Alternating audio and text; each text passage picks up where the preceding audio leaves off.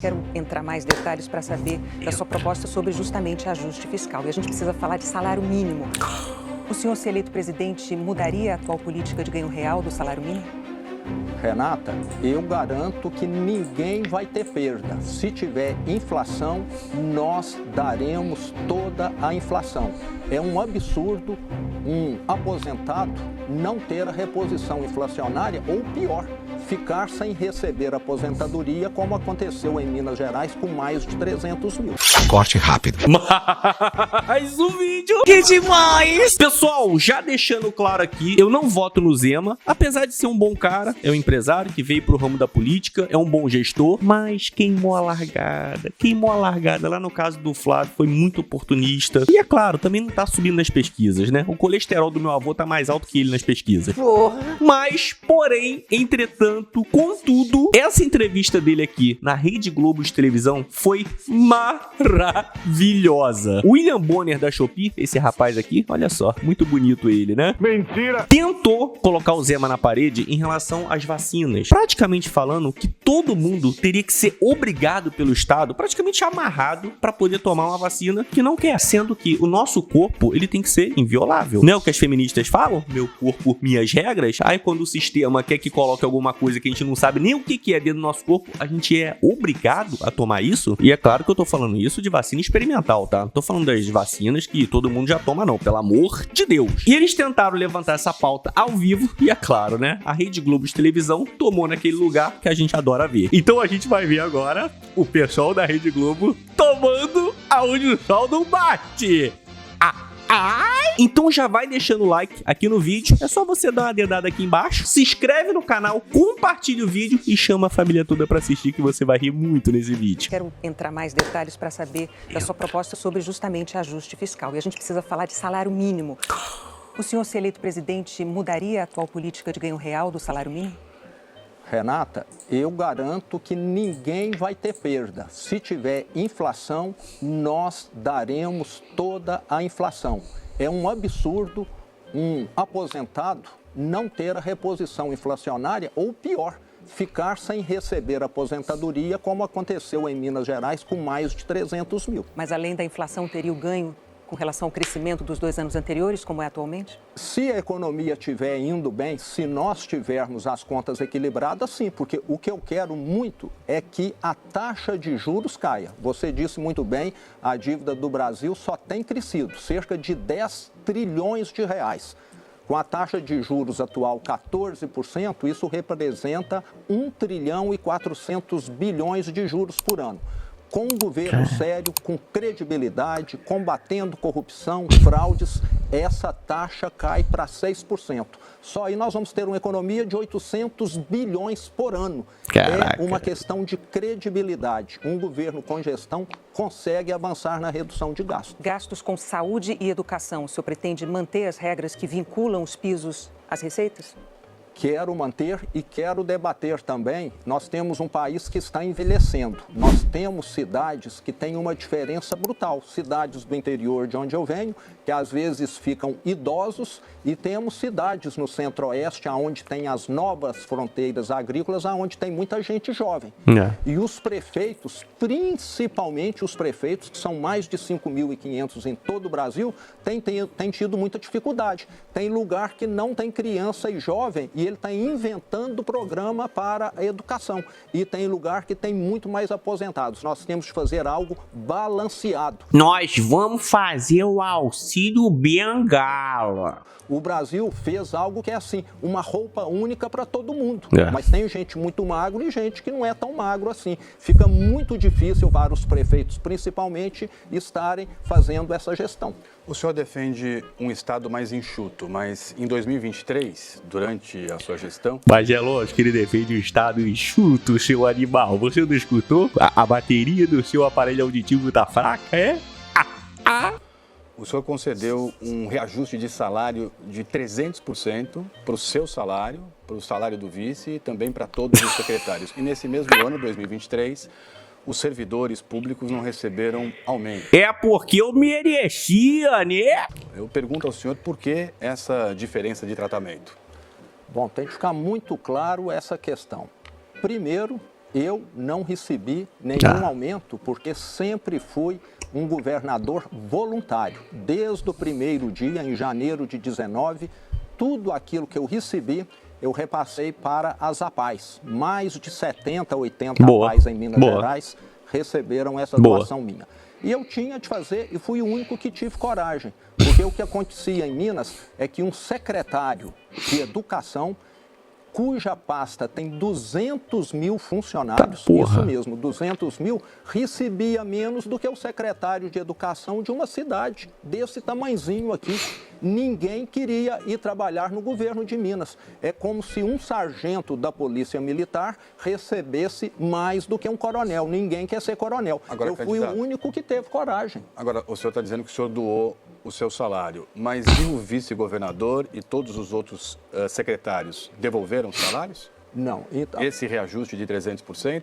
Então, eu assumi esse compromisso e o levei adiante. Agora é o que eu estava dizendo, se nós não tivéssemos um salário que é a média do Brasil, lembrando que ninguém ficou acima da média do Brasil, se pegar hoje o salário de um secretário de Minas, de Educação, de Cultura, etc., é o mesmo, e pegar estados vizinhos, São Paulo, Rio, Espírito Santo, Paraná, Goiás, eles ganham praticamente igual a mesma coisa. E foi necessário, porque caso contrário, nós não teríamos como atrair pessoas. Isso é verdade. O que adianta eu estar consertando o Estado e falar para um secretário de Educação e para Minas Gerais, o que ele ganhar lá é menos do que ele ganharia numa cidade de 5 mil habitantes. Só não ganha mais que eu. Eu ganho muito dinheiro na minha emissora de televisão. Isso aqui é pinto pra mim. Lá ele. Sobre esse aumento que o senhor deu para o governador, para o senhor, para o vice, para o secretário de 300%, o senhor disse que não tinha feito um reajuste desde de 2007 a 2023. Mas nesse período, os servidores receberam um aumento só de 54%. Por que essa diferença? 300% para 54% dos demais servidores? Exatamente porque os salários dos secretários, teve um governador em Minas que reduziu o salário dele e dos secretários pela metade. Lá em 2002, 2004, não sei exatamente a data, numa medida populista. E desde então, o que passou a acontecer? Um detalhe importantíssimo aqui. Secretário, antes de eu ser governador, recebia penduricalhos. Constava lá que ele recebia R$7 mil, mas ele tinha mais isso, mais aquilo. Comigo não teve penduricalho, não. Hoje, se um secretário de Minas recebe 28 mil, é mais ou menos isso, é aquele valor e pronto. Antes ele recebia 7 mil e mais 50 mil de penduricalhos. Resolve alguma coisa? Então hoje tem transparência. É pra enganar trouxa, né? É pra enganar o povo. Olha, ó, a minha folha aqui, ó, 7 mil, mais 50 mil por fora. Puta merda, está ferrado mesmo, velho. Inclusive um dado importantíssimo, Minas Gerais, quando eu assumi o governo, era o 22º lugar em transparência e depois foi para primeiro lugar, porque nós gostamos de fazer o certo. Candidato, vamos falar de reformas, porque elas também interessam muito ao eleitor, são importantes para o país. O senhor está propondo uma reforma da Previdência que faça um reajuste automático na idade mínima à medida que a expectativa de vida aumentar. E o senhor também defende mudança nas regras para trabalhadores rurais e militares. Então, quero começar perguntando para o senhor, o que é que o senhor prevê para a idade mínima de homens e mulheres? O seu plano não traz detalhes em relação a isso. O que eu quero, em primeiro lugar, é aumentar o grau de formalização do mercado de trabalho. Hoje, 40 milhões de brasileiros que trabalham não têm carteira assinada, não está contando o tempo, ele não contribui. Se ele fica doente, ele não tem o auxílio-doença que dá garantia para ele. Não, e a gente ainda tem um governo que fala assim, está diminuindo o número de desempregados. É claro, está contando que quem recebe Bolsa Família não está mais desempregado. Aí é mole, né? Aí é fácil. Eu quero simplificar as leis trabalhistas, criar um regime de trabalho por hora, como existe em todo o país sério, desenvolvido, e com isso formalizar. Hoje eu conheço uma série de estudantes que estudam de segunda a sexta, querem ter uma atividade no fim de semana, eles só conseguem bico. Mas que bom que os estudantes estudam, né? Agora eu tô mais aliviado. Candidato, falando sobre a reforma da Previdência, respondendo a pergunta Exato. do Tralho, você vai mexer na idade mínima? Por hora, não. Nós vamos mexer à medida que a expectativa de vida aumentar. Então você que se foda, se aposente com 80 anos de idade. E é importante em tempos de E eleição... depois de ver se não conseguimos arrecadar mais, com maior formalização, Sim. entende? É importante a gente trazer, então, os detalhes. E para o trabalhador rural, e que mudanças o senhor faria se for presidente na previdência dos militares? Militar teria uma idade mínima para se aposentar, se o senhor for eleito?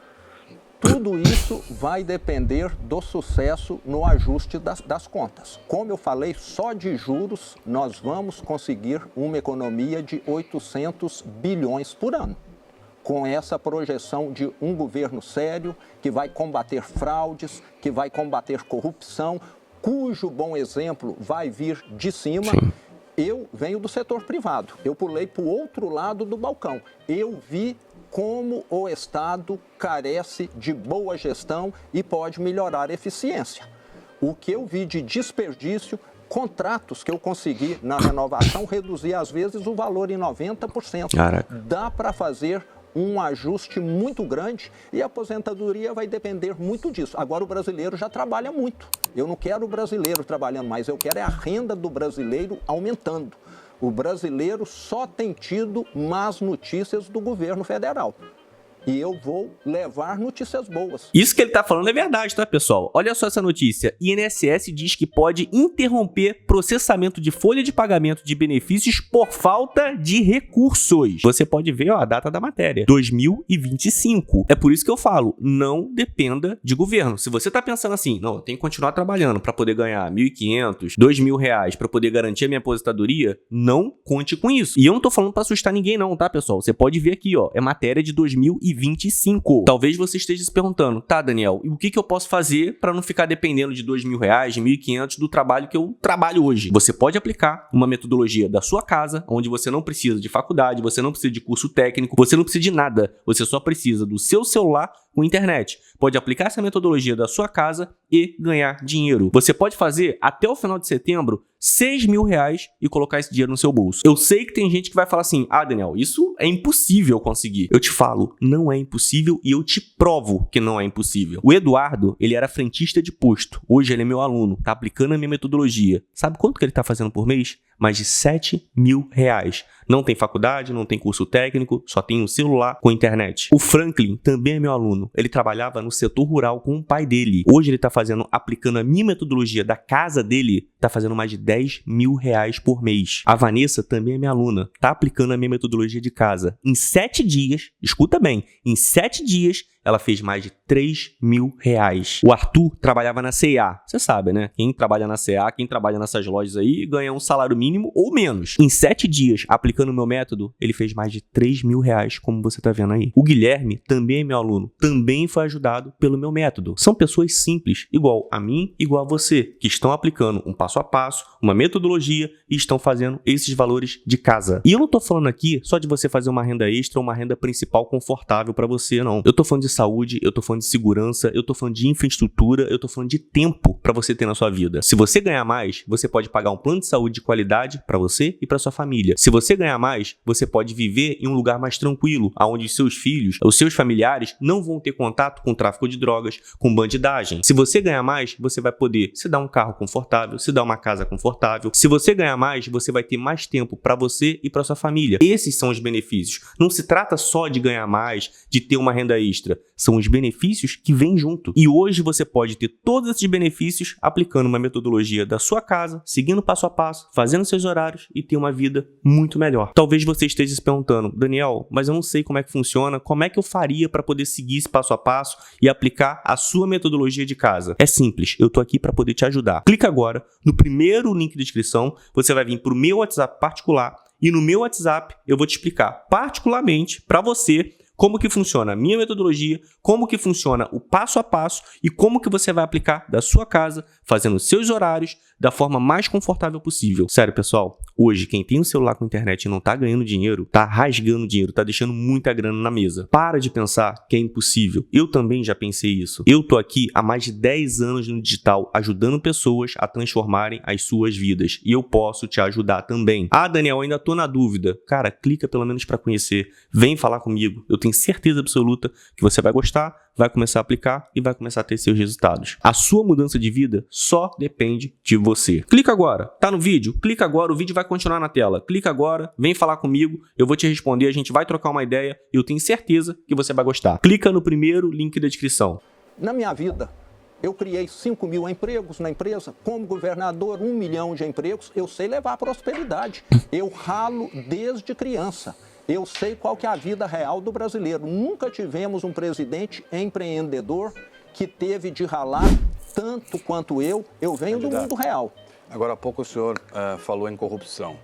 Durante a sua gestão, a Polícia Federal revelou um esquema bilionário de corrupção infiltrado em órgãos estaduais. A Operação Rejeito, ela identificou uma organização criminosa que atuou para obter vantagens econômicas por meio de crimes ambientais, por meio de lavagem de dinheiro, de corrupção também. E a Polícia Federal, ao longo dessa investigação, afirmou que esse esquema ele se intensificou no segundo ano do seu primeiro mandato e nos seguintes órgãos. Vou ler aqui para o senhor.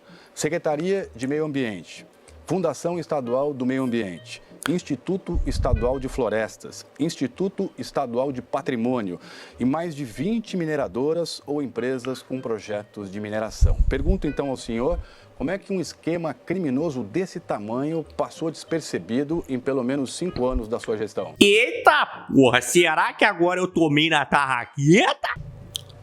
Movimentou mais de 4 bilhões de reais esse esquema criminoso. Fica aqui o meu repúdio a esses bandidos que, além de estarem recebendo dinheiro, estavam destruindo o meio ambiente. A Controladoria Geral do Estado, que é subordinada a mim, já havia levantado suspeitas, estava investigando essa quadrilha. A minha secretária de Meio Ambiente, na ocasião, a Marília Melo, foi inclusive ameaçada de morte. Caraca. E eu quero que tudo seja apurado e que esses bandidos morfem na prisão. Num estado que tem 300 mil funcionários, como é o caso do estado que eu administrei, sempre está sujeito a surgir algumas frutas podres. E lembrando que nós tomamos todas as medidas. Eu não quero que nada seja encoberto, ninguém seja protegido, como muitas vezes acontece lá em Brasília. Investigação, polícia, prisão, punição. Agora, candidato, uma dessas... Aqui ele meteu a direta pro Lulinha. Com certeza. Ele entrou de voadora. Essas mineradoras envolvidas nesse escândalo de corrupção já tinha 17 autuações por crimes ambientais. Ixi. E mesmo assim, em 2024, o seu governo autorizou que ela operasse numa área tombada, a Serra do Curral. Então, eu pergunto ao senhor se já não existiam indícios suficientes para alertar sobre possíveis irregularidades. Eita, agora eu acho que eu me fudi. Toda decisão que foi tomada no meu governo, nós levamos ela para o lado técnico. Um motorista que tem diversas autuações por excesso de velocidade, muitas vezes ele continua dirigindo. Lembrando que eu fui o governador da tragédia de Brumadinho e falei, Minas não vai mais passar por nenhuma tragédia. E nós tomamos todas as medidas necessárias para reduzir o risco. Das 54 barragens que ofereciam risco, 18 já foram desmontadas, descomissionadas, que é o nome que se usa. Minas Gerais, em termos ambientais, é cada vez um estado mais seguro hoje. E aplicamos as maiores multas da história para as empresas que causaram essas tragédias também. Foi boa a resposta. Foi boa. Candidato, a Polícia Federal, nesse escândalo ainda, indiciou 34 pessoas, entre elas Rodrigo Gonçalves Franco. Ele era presidente da Fundação Estadual do Meio Ambiente e foi nomeado pelo senhor. Pergunto ao senhor se não chegou ao seu conhecimento que ele estava fazendo coisa errada. Eita porra, é gente pra cacete, hein? Não chegou. E quando chegou, eu falei, demissão agora, investigação, polícia, prisão, se possível. É o que eu quero. Eu trabalhei em empresa, eu fui roubado na empresa também. O ser humano sempre tem alguém que às vezes te decepciona. E aconteceu nesse caso. Aqui na minha empresa sempre tem um merda pra tentar me sacanear, mas eu demito logo. Eu mando no RH e falo, vai te fuder.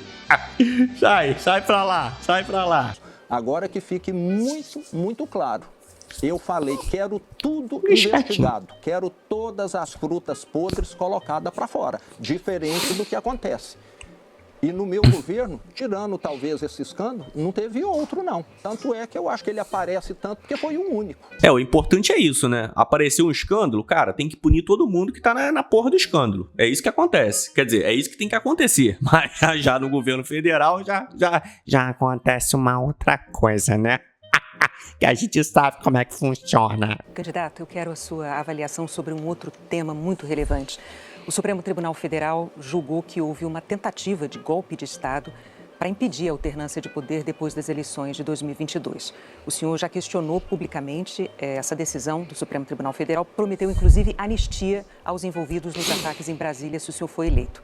Diante das evidências descobertas pela Polícia Federal, o Supremo condenou o ex-presidente Jair Bolsonaro, entre outros réus, por tentativa de golpe de Estado. O senhor já disse que discorda desse veredito. O senhor pode explicar por quê? Pô, mas é óbvio, né? Explico sim. Eu discordo porque não existe na história da humanidade uma tentativa de golpe ou um golpe de Estado que tenha sido um movimento de vandalismo, de depredação, como aquele que aconteceu em janeiro de 2023. É a primeira tentativa de golpe EAD. O Bolsonaro, nos Estados Unidos, não sei quantos quilômetros de distância do Brasil, ele estava comandando o golpe que não tinha nem arma. Maravilha isso aqui. Exatamente. Eu darei anistia ou pelo menos, no mínimo, um tribunal que não seja político, um tribunal que seja judicial. Porque o que nós vimos no Brasil foi perseguição. Uma moça que sujou um monumento público pegar 14 anos de prisão. Candidato, a Justiça determinou que houve 7 crimes, eu vou ler aqui para o senhor, tentativa de abolição do Estado Democrático de Direito, golpe de Estado, dano qualificado, associação criminosa, incitação ao crime, organização criminosa armada. Organização criminosa armada, não acharam uma arma. Maravilha, cara. Aqui você se informa bastante assistindo esse jornal. Você assiste esse jornal e você sai com QI -0. Deterioração do patrimônio tombado, foram 1.400 condenações. Eu discordo. Na minha opinião, comete crime quem leva o crime adiante. Quem fez, pensou ou até idealizou, mas não levou, para mim, não cometeu crime. O senhor acha que esses crimes que eu enumerei aqui todos não foram adiante? O de sujar o monumento foi adiante, sim. A moça Débora, inclusive eu conheci a irmã, o dela foi adiante. Não ela foi apenas lá... sujar o monumento. Não Bom, foi apenas sujar o outros, monumento. candidato? E os outros todos? O senhor quer que eu leia novamente? Por favor. Incitação ao crime, organização criminosa armada, deterioração... Organização criminosa armada. Minha querida, sobe o morro, qualquer morro aqui no Rio de Janeiro, você vai ver o que é associação criminosa armada, minha querida. Sobe qualquer morro, sobe. De patrimônio tombado, dano qualificado. Deterioração, tudo bem. Eu acho, Renata, que deve se punir pela depredação, pelo vandalismo. Agora, teve tiro disparado? Não teve nenhum movimento. Na minha opinião, foi um julgamento nitidamente político. Vale lembrar, eu sou totalmente democrata. Fui eleito pela urna eletrônica, confio na urna eletrônica, que poderia ser melhorada se tivesse impresso, mas confio. Agora, o que nós temos no Brasil hoje, nós estamos vendo, são tribunais que estão fazendo mais política do que propriamente justiça. Candidato, quero falar com o senhor agora sobre saúde pública. O país está em alerta por causa da queda nos índices de vacinação infantil. O Ministério da Saúde informou que nenhum estado bateu todas as metas de imunização. O senhor já disse que é contra a vacinação obrigatória de crianças, que essa decisão cabe aos pais, mas eu pergunto ao senhor se essa decisão ou um descuido pessoal de não vacinar acaba colocando em risco todo o conjunto da sociedade, como está acontecendo agora no surto de sarampo. Coloca assim, que quem está nos acompanhando aqui, fique sabendo, eu tomei todas as vacinas da Covid, acredito na ciência, recomendo que tome. Em Minas, eu recomendei que as crianças tomassem. Agora, eu não posso permitir que uma família, uma criança, seja perseguida porque alguém não tomou a vacina. Então, eu tenho em mim essa questão de que ser obrigatório, transformar num crime isso, não é o que pode acontecer num país democrático. Agora, candidato, diante, repito aqui, de um surto de sarampo, São Paulo com 23 casos confirmados, qual é o papel do governo? E se a maioria não se vacinar, a vacina perde o efeito, né? Não entendi. Se a maioria não se vacinar, a vacina perde o efeito? Ou seja, quem se vacinou não está imunizado? Alguém me explica, por favor. Realmente eu não entendi. O papel do governo é fazer campanha de conscientização, é vacinar o maior número de pessoas possíveis, porque caso contrário, podemos ter um surto. Agora, o que me preocupa muito é a questão da segurança pública. O que esse governo tem feito com relação a bandidos, né, que estão matando sem parar, muito mais do que qualquer doença. Então, o que eu quero é o governo ir atrás de bandido, não ir atrás de quem falou, eu não concordo com a vacina. É um direito num país democrático. O senhor se diz um admirador da política de segurança do presidente Nayib Bukele. Chega a ser absurdo, né, cara? Tipo, o país, uma porrada de gente sendo assaltada, roubada, morrendo por causa disso. Aí o cara tá preocupado, não, que a criança não se vacinou. Beleza, é uma coisa que tem que ter campanha, tem que alertar as pessoas? Tem. Mas agora, o que você quer que faça? Dê porrada na criança? Baixe a porrada nos pais? Prenda os pais? Cara, é isso. Democracia funciona assim. Agora, bandido roubando, aí ninguém é preso. Ah, não. Aí disso ninguém fala absolutamente nada. Quer dizer, não fala não, né? Ele vai falar agora e você vai ver a piada que vai ser. Ele reduziu a violência em El Salvador, mas essa política de segurança é alvo de graves denúncias. Há relatos de prisões arbitrárias em massa, de tortura, desaparecimento, morte sob custódia do Estado. Então eu pergunto ao senhor se esse modelo inspira as suas propostas para a segurança pública. Eu fui a El Salvador, inclusive sou o único candidato que esteve lá em maio do ano passado para conhecer o avanço extraordinário que aquele país teve na redução de homicídios. 99% de redução de homicídios em 4 maravilha. anos. O Brasil, há décadas, é o recordista mundial de homicídios. O ano passado, mais de 40 mil.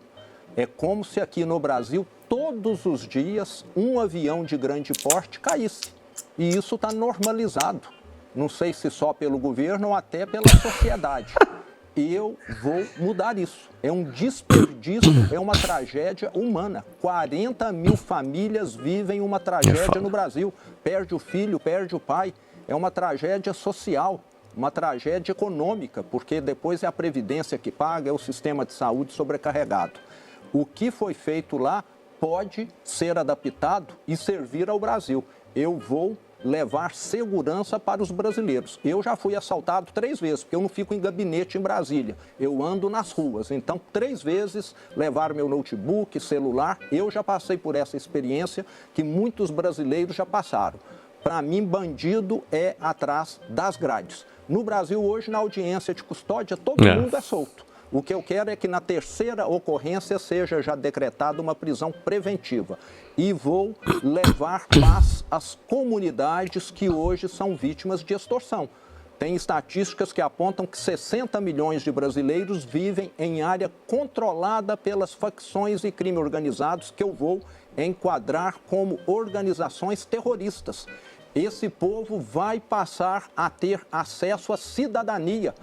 Fala-se tanto em soberania do Brasil, o Brasil não foi invadido por um outro país, não, mas foi dado 1/3 dele ao crime organizado. Candidato, e vou fazer todo o esforço. Quero retomar a pergunta que eu fiz ao senhor. Presta atenção agora, velho. O cara não entendeu. Ele não entendeu a resposta. Senhor, e vou citar algumas decisões do Nayib Bukele. Suspensão de direitos, detenções arbitrárias em massa, prisões... De bandido, né, meu querido? Você tem que classificar esse direito. Isso tudo aqui de bandido. Sem mandado, ampliação do tempo de prisão sem ordem judicial, redução drástica de habeas corpus, dificuldade de acesso a advogados, julgamento coletivo de centenas Estamos morrendo de peninha, né? de réus, prisões baseadas em denúncia anônima. O senhor concorda com essas medidas? Não concordo. Nós temos no Brasil um sistema judiciário robusto, só que extremamente caro e lerdo, que eu também quero reformar. No dia que nós tivermos aqui uma justiça ágil, uma justiça que julgue rápido, nós vamos ter condição de colocar bandido atrás da grade. Está aí tanto o recurso tecnológico, inteligência artificial, etc., e o judiciário mais caro do mundo e um dos mais lentos. O que eu quero é que a justiça seja feita para os brasileiros de bem. 40 mil mortos não é pouca coisa. Mas se o senhor não concorda com essas medidas, por que o senhor se inspira na política do Nayib? Pergunta pra população de lá se eles não concordam. Pergunta se tá ruim. Pergunta pro cidadão de bem de lá se tá ruim. Meu querido, o pessoal tá soltando fogos, o pessoal tá feliz da vida. Antigamente você não podia pedir uma pizza. O entregador não podia entrar no outro bairro. Se o entregador entrasse no outro bairro e ele fosse de um bairro rival, ele morria. Pra você ter uma noção como é que tava o negócio lá. Aí vem o jornalista. Ai, você acha que isso é bom, meu querido? Isso não é bom, isso é maravilhoso. Vagabundo tem que se fuder, tá ok?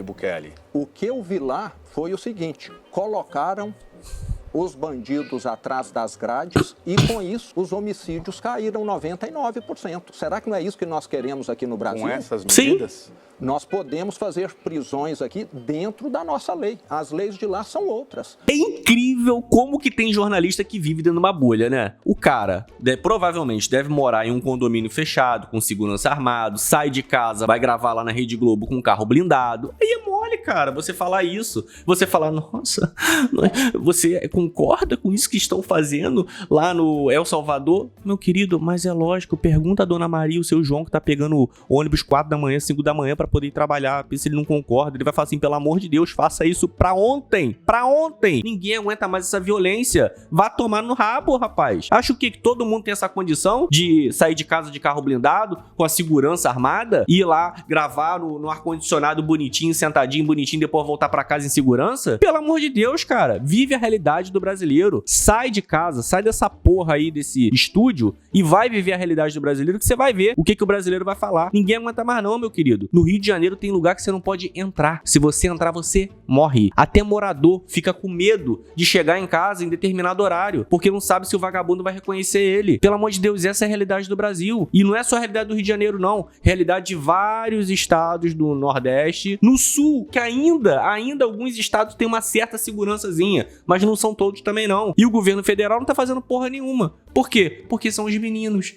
Os meninos, né? O rapazinho que vai roubar um celular pra poder comprar uma cervejinha. Tadinho do rapazinho, né? Agora, ninguém tem pena da moça que sai 5 horas da manhã de casa pra trabalhar, pra ganhar o pão de cada dia e compra um celular dividido em 20 vezes. Aí vem o jornalista. Mas você concorda com isso? Ô, meu querido, não só concordo. Eu queria que isso aí fosse aplicado pra ontem. É achar que a gente tem cara de idiota mesmo. É o que eu falo. Eu até tenho cara de idiota, mas não é tanto pra isso, né? Essa é a realidade. Comenta aqui embaixo o que você acha. É por isso que eu falo. Se você não quer ficar refém do governo, não quer ficar refém disso aqui, você tem que aprender a ganhar mais. E como que você ganha mais? Aplicando uma metodologia com passo a passo validado. E como que você faz isso? Clicando no primeiro link da descrição, vindo falar comigo que eu vou te passar o passo a passo, vou te explicar como é que funciona. É só assim que você vai construir a sua liberdade financeira. Você ganhando mais, você vai ter acesso a outras coisas que você não tem acesso hoje e vai construir a sua liberdade. Foi assim que eu construí a minha liberdade financeira e é assim que vários outros empresários dentro do Brasil estão construindo a sua liberdade também. Não só empresário, pessoas que estão ganhando mais. E você pode ser uma dessas pessoas. Ah, Daniel, eu acho que não tem capacidade. Olha, eu era motoboy. Eu trabalhava como motoboy, ganhava um pouco mais de um salário mínimo, não era uma pessoa acima da média na escola e eu consegui prosperar. Se eu conseguir, você pode ter certeza absoluta que você consegue também. Clica, vem falar comigo e se liberte dessa porcaria chamada Brasil. Deixa o seu like, comenta aqui embaixo o que você achou disso, se inscreve no canal, manda esse vídeo para outras pessoas para eles poderem ver essa coisa patética também. E a gente se vê aonde, meus queridos? A gente se vê no próximo vídeo, seu animal.